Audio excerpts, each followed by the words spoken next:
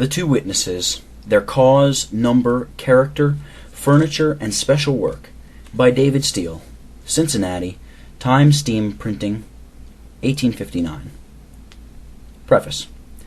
More than 20 years ago, that is, in 1839, the matter handled in the following sheets was before the General Synod of the R.P. Church, Old Light, in the form of petition. The petitioners were such who, with intelligence and affection, embraced the principles and cherished the memory of the martyrs of Jesus, who suffered unto bonds, imprisonment, and death in Scotland. The petitioners sincerely believed then, and they believe now, that Reformation principles exhibited was and is a subversion of their fathers' testimony, utterly inconsistent with the testimony and terms of communion adopted after the persecution in Scotland. It was hoped that the discrepancy would be perceived, or at least that the attention of honest Covenanters would be drawn to the subject by some brief articles which appeared in the pages of the Covenanter and Reformed Presbyterian magazine some 2 years ago.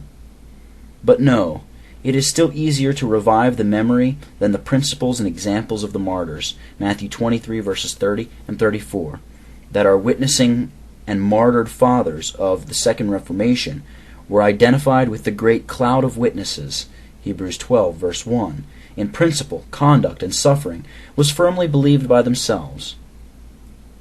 They were engaged in the cause of God, and as they were the representatives of their covenanted seed, so they did embrace us, their degenerate posterity, in their solemn league and covenant. They bound us to unity in principle, and more, to uniformity in practice. They made known God's law and testimony to their children in obedience to His command, Psalm 78 verse 5. Every writer who appears before the public naturally feels a measure of solicitude relative to the entertainment which his production will receive by the community at large. But the chief concern of Christ's servant will be to have the approbation of his master and that of his fellow servants.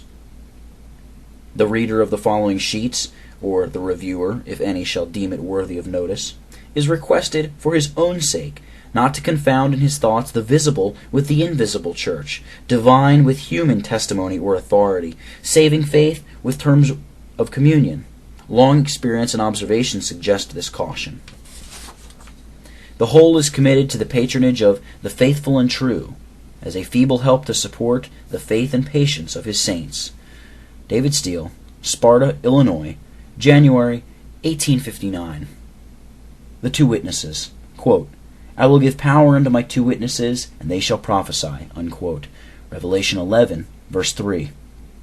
These words of Christ contain a promise which contemplates a select number of Christians designated by Him to the performance of peculiar work.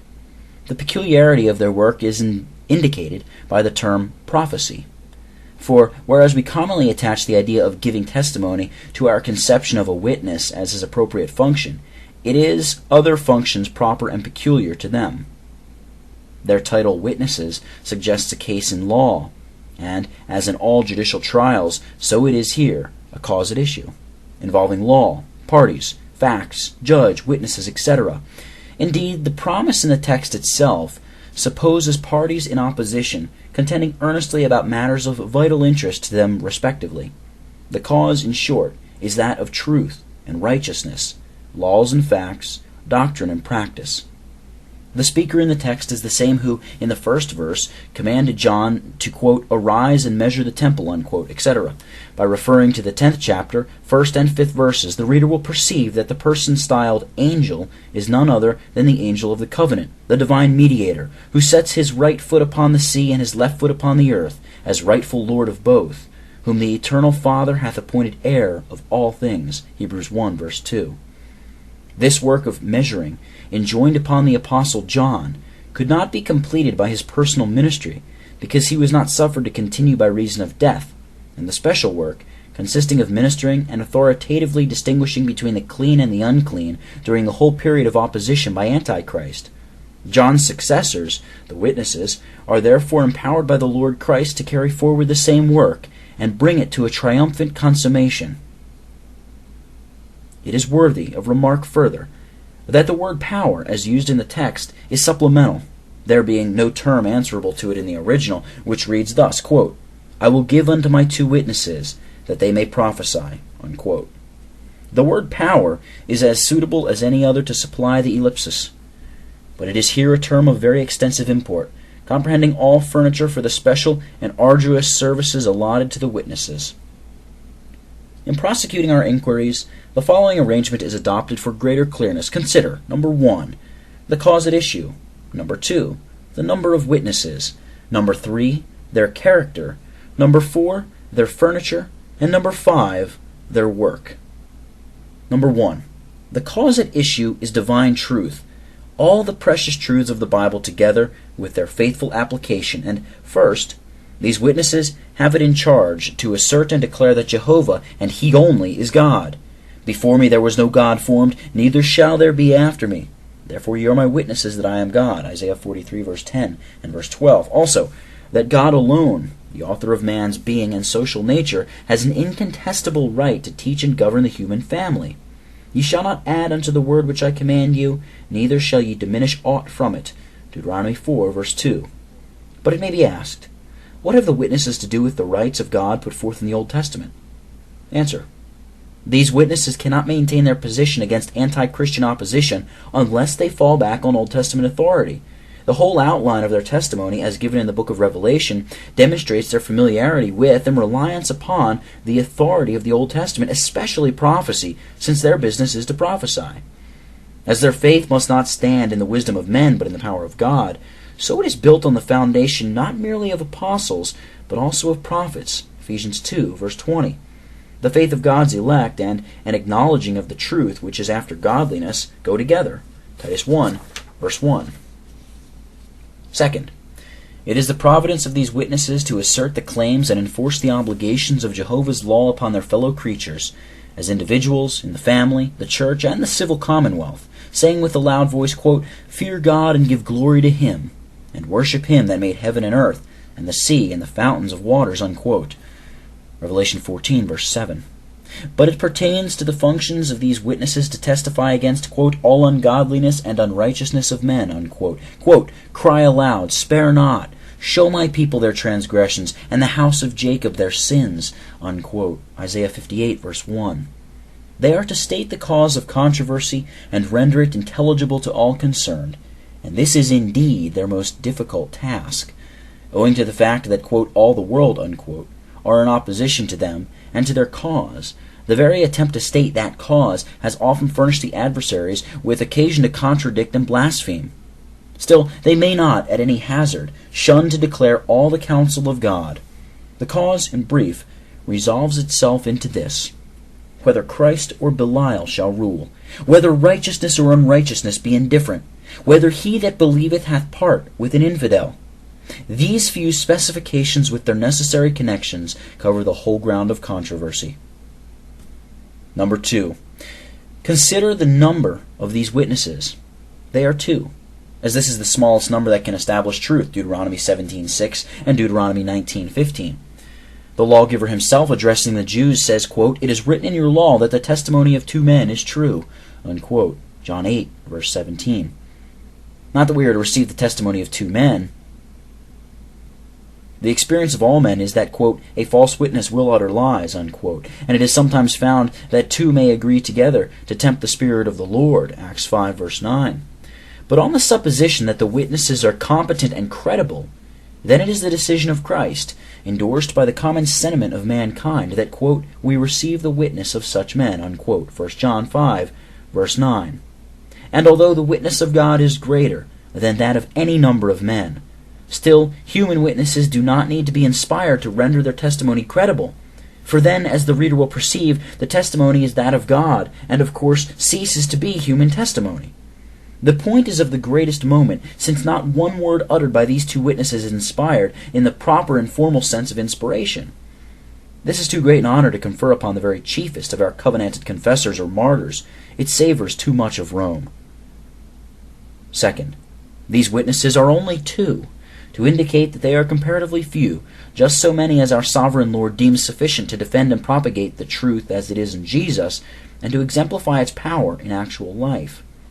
Forsaken by the multitude of the disciples, like their divine master, they are left to face the enemy as best they may. Those who are occupied in worshiping the beast, or the beast and his image, or the dragon who gave power to both, cannot sympathize with the witnesses, not understanding, not desiring to understand their singular position. When our Lord was on earth, he addressed his disciples as, quote, a little flock, unquote, compared with the multitude of professors.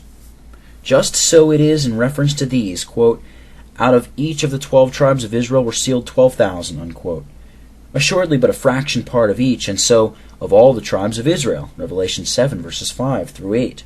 For John says, quote, after this I beheld, and lo, a great multitude, which no man could number, unquote. And again in the 14th chapter, we find these sealed ones standing with the Lamb upon the Mount Zion, and employed in singing a new song, which no man could learn, but those only who were redeemed from the earth, the anti-Christian organization, verses 1 and 3.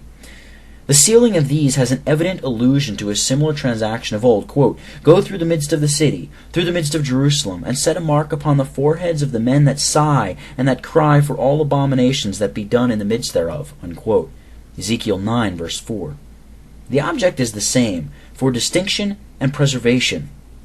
Doubtless there is an allusion to the ordinance of Christian baptism, which, by divine institution, is a sign to distinguish and a seal to secure each member of God's covenant society. They are not of the world, even as Christ is not of the world, John 17, verse 16. Also, they are to be kept from the evil that is in the world, verse 15. This distinction is to be noticed, that whereas all Christians in general are baptized, quote, in the name of the Father and of the Son and of the Holy Ghost, unquote, Matthew 28, verse 19, these in particular have the Father's name only in their foreheads, Revelation 14, verse 1, intimating perhaps that these two witnesses, in a way peculiar to themselves, quote, confess that Jesus Christ is Lord to the glory of God the Father, unquote, Philippians 2, verse 11. Third, they are only two, that God may display his sovereignty, and may have the glory of their achievements. The ranks of Gideon must be reduced to 300. Let the thousands of Israel who are fearful and afraid return and depart. The people are too many to give the enemy into their hands. Judges 7, verses 2 through 6. God hath chosen the foolish things of the world to confound the wise, and God hath chosen the weak things of the world to confound the things which are mighty, and the base things of the world, and the things which are despised hath God chosen, yea, and things which are not, to bring to naught things that are, that no flesh should glory in his presence. 1 Corinthians 1, verses 27 through 29. Those who follow the Lamb in this special service are called and chosen and faithful, endowed by their leader with a heroic spirit. They rank amongst the, quote, first three, unquote, Revelation 17, verse 14. Thus, having suffered with him, they are destined to be glorified together. Yes, on their part, he is glorified. 1 Peter 4, verse 14. Their honor is reciprocal. Fourth, they are but two, that they may confront numerically, in open court, before the world, in the presence of the universe, the twofold opposition to truth and righteousness, which the grand adversary has embodied and entrenched himself. Revelation 13, verses 1 through 11.